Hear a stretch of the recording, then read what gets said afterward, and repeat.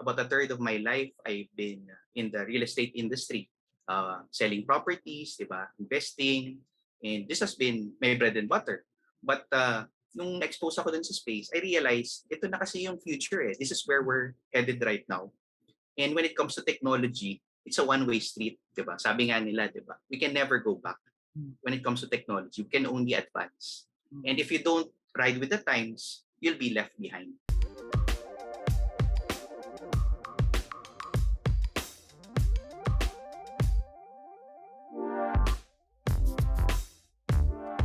Hi everyone, we have today real estate investor Ramon King.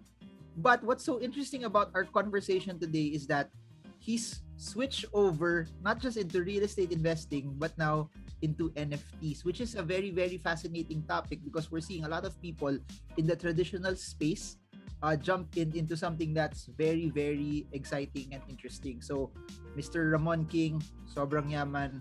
Welcome to the show. Master, hindi ako yun. Ikaw yung sobrang yaman. Ikaw yung idol ko.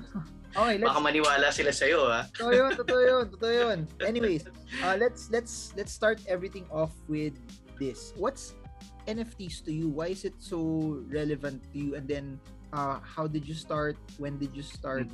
And then, paano nangyari yung journey na to altogether? Actually, NFTs is a very exciting opportunity for me, no? I was first exposed to this space roughly about around February of this year. So some of my friends invited me to this webinar. Ganyan, we just had a small group in Zoom and they discussed yung Axie Infinity back then. So yung Axie Infinity, before it all went crazy here in the Philippines and in the rest of the world, inintroduce na sa akin. Pero I didn't jump in that opportunity before. Kasi I was kind of skeptic. Feeling ko parang, parang pyramiding, di ba? Parang scam siya. Kasi paano kakikita ng ganun in a month? Bawi mo na yung investment mo. Tapos, di ba? Tuloy-tuloy yung income. Tapos you have a scholar, you have a manager, all those kind of stuff. So I find it very hard to believe. No? Until I saw the results coming in and their stories. No? So I think around July, my friend invited me to check out Three-Verse. And this guy was already making money in Axie Infinity. So for me, he had credibility. So okay, sige, I'll check it out. I went to OpenSea. I created my account, a MetaMask account. Went through all of the details, diba? To put Ethereum inside the wallet. And without doing any research, I ate into the project. So wala talaga akong DYOR, do your own research. Wala, tiwala lang ako doon sa friend ko. Sige, try ko yan. And during that time, when I got in, it was only about 0.357 ETH when I bought it.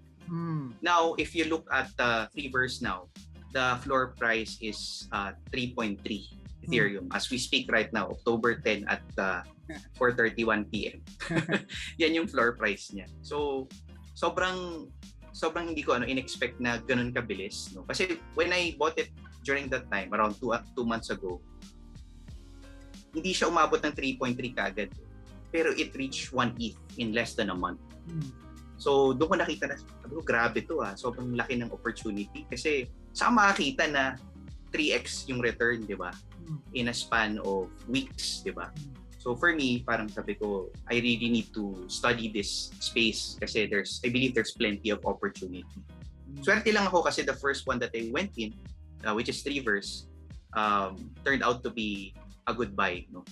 But of course, marami pa ring NFTs yan na talagang hindi umaangat, hindi nag-move. So we still have to do our own research. No? I'm curious now, a follow-up question on that.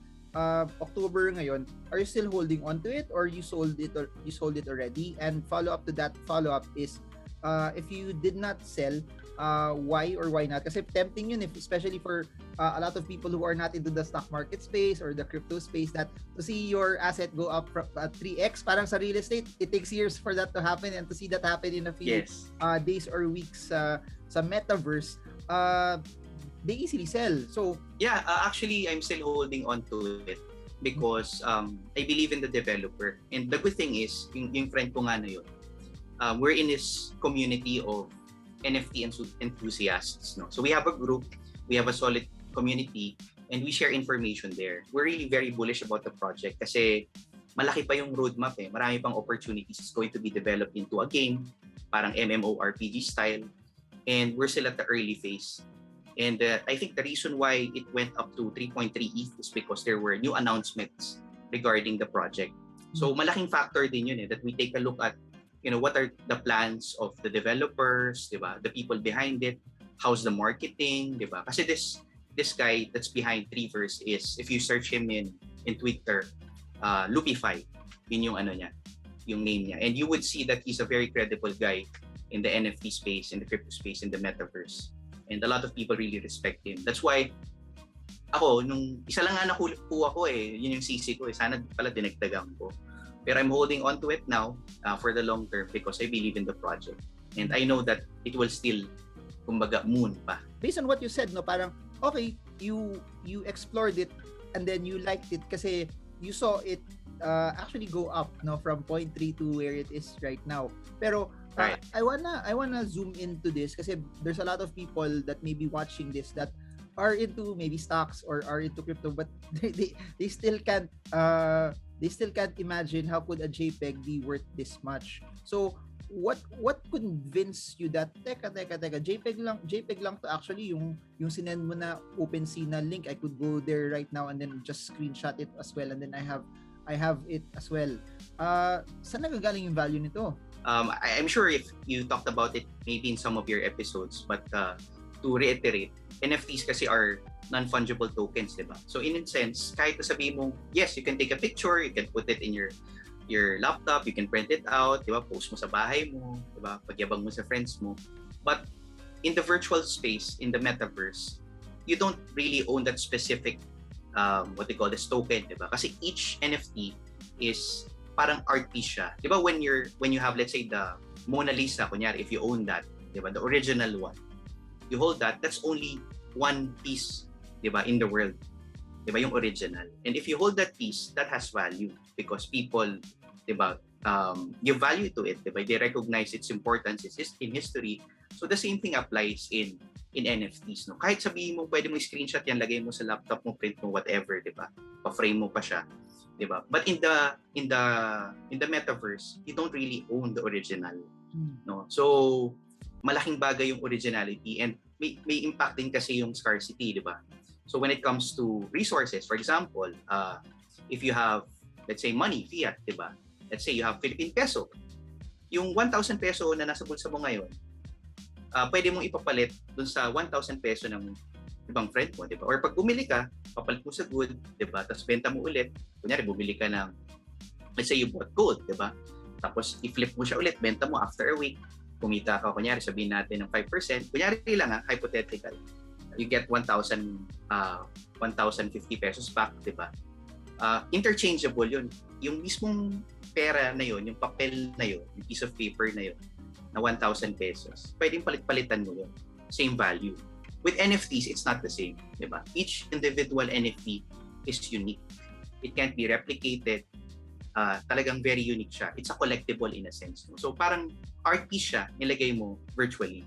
Pero right now, it's really hard to fathom kasi I understand na people might be skeptic, especially the traditional ones, diba? Like for me, for example, I'm into real estate, diba? All my life, hindi naman all my life, but about a third of my life, I've been in the real estate industry.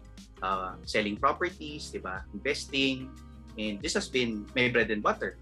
But nung na-expose ako dun sa space, I realized ito na kasi yung future eh. This is where we're headed right now. And when it comes to technology, it's a one-way street, diba? Sabi nga nila, diba? We can never go back. When it comes to technology, we can only advance. And if you don't ride with the times, you'll be left behind. I wanna zero in on what you said further, no? Assuming that what we're talking about is original art already, that it's not the fake, it's not the screenshot, it's from whoever the developer is and the creator is. And you mentioned something very interesting here. Real estate, pwede mong bakuran eh, may talagang something tangible that has value because if it's a farmland, it could produce something, or if it's an area na you can build a warehouse on, whoever selling e-commerce items can use that, or it can be built into a mall that can have a value in and of itself. Legit NFTs, where is the value derived? Similarly, that there are a lot of legit NFTs, tas magkakaiba yung price point nila eh. Like for example, you go for Bored Ape Yacht Club versus the other ones that are newer. Why does this cost this price this high versus the other ones that are also legitimate, but why are they lower? It really depends on the community that's supporting the NFT. Malaking factor yun eh. Kasi, and the timing as well. Itong Bored Ape Yacht Club kasi, it's one of the early NFTs that came out. As opposed to the hundreds or even thousands of NFT projects being churned out in the metaverse on a daily basis, diba? Ito, medyo nauna na siya. And alam naman natin, first mover advantage, diba? If you're one of the first few NFTs that were already present before the hype that, that's happening now, people give value to that. No? And the first movers, the influencers, the whales, they decided to congregate in that particular NFT project. And they're continuously supporting that. They're holding on to it. That's why the prices continue to go up. Kasi yung mga NFT naman, parang art, diba? It's really the community that's behind it who give value to it. If you believe in the project, if you believe in the artist, diba? In this case, in NFTs, it's the developer, diba? If you believe in their foresight, diba? And they have a lot of, mga pakulo along the way. They have raffle, they have even community programs wherein they choose a certain beneficiary, diba? Where the proceeds go to. They also have an exclusive club wherein you get first-hand information on which projects will they go to next, diba? Ano yung magagandang investment opportunities in the NFT space. So there's a lot of factors that comes into play which makes NFT projects successful. But if you're talking about the Bored Ape Yacht Club, yung mga naunang mga projects, diba? Like yung mga Distopunk, diba? Yung mga tinatawag nating mga prime NFTs, diba? Yung mga premium NFTs. All they have in common is yung first mover advantage, very solid community backing it, and of course the good development roadmap that was planned out by the developers. Does this also mean that you could have a very very good artwork pero kung wala kang community, that's not gonna fly, it's not gonna go anywhere? And so parang yung differentiator nito is the larger the community, the larger the value gets retained. The ones that produce NFTs tas walang community, it could go to zero, or talagang well you could sell it at whatever price pero baka walang bumili. Yes, that's right. Kahit sobrang ganda ng art mo, very unique, if you don't have good marketing, if you don't have a good community backing it up, you don't have influencers supporting you, or you don't have whales who take notice of the project, mahirapan siya mag-fly eh. Kasi paano ka makikilala, di ba? How will people get to know your project? How will people get to buy it? Kasi in OpenSea alone, like I've said earlier, hundreds of projects are being released every day. So talagang kahit gaano kaganda yan, kung hindi ka na ma-market, wala eh. Hindi ka magpa-fly talaga. And wala masyadong chance na gumawa ka, mag-post ka, mag-upload ka, sarili mo, you're an individual artist, mag-upload ka tapos with the feeling that baka may makaka-search sa'yo. That doesn't happen as much, no? Yeah, it's very rare, but it does happen. No? Kasi some whales, some groups, minsan may makikita sila, matagal na project to, tapos medyo trip nila yung art, diba? Napagtripan nila na, okay, sige, pasukan natin to. Tapos mag-uusap-usap yan. O sige, at this time, at this date, let's go in, let's buy it at this price. Tapos mapapump yung value nung NFT project na yun. In some cases, they hold on to it. Yung iba naman, pump and dump lang. No? So we also have to be careful kasi iba-iba yung strategy per community. And yung mga whales, iba-iba din yung style nila. No? So there's a lot of people in the space that the NFT enthusiasts follow. I am not an expert, by the way. I'm just months into this. I'm still learning a lot.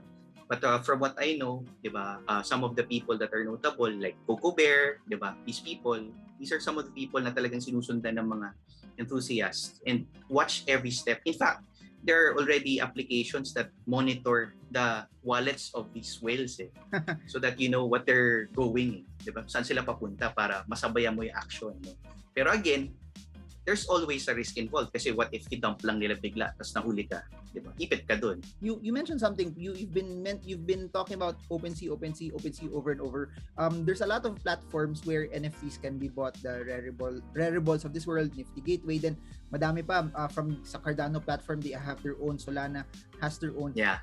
What makes OpenSea very very relevant, and why is everyone there? Kasi if you go to for example, you go to the Binance Smart Chain, sobrang daming NFT platforms din doon where people could mint, buy, etc. Pero why is OpenSea one of the largest? What makes it so special? To be honest, Marvin, I don't have any experience with the other platforms. No? I haven't tried buying NFTs there. But from what I know and from what I've gathered from my friends, no, and from my own research, is parang parang sabihin na natin ito yung premier na art gallery, no, ng NFT space ng metaverse, which is on the Ethereum blockchain, di ba?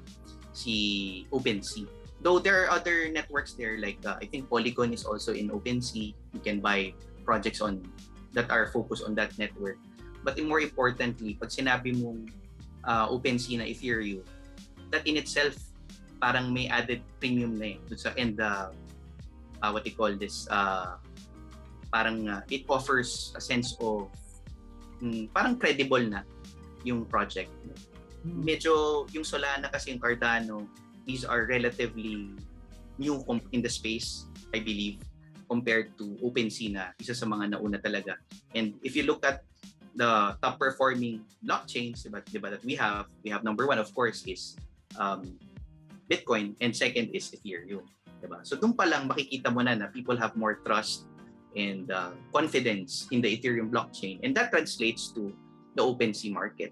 Diba? Ang only downside lang ngayon na nakikita ko when it comes to OpenSea, especially on the Ethereum network, is the high gas prices. No?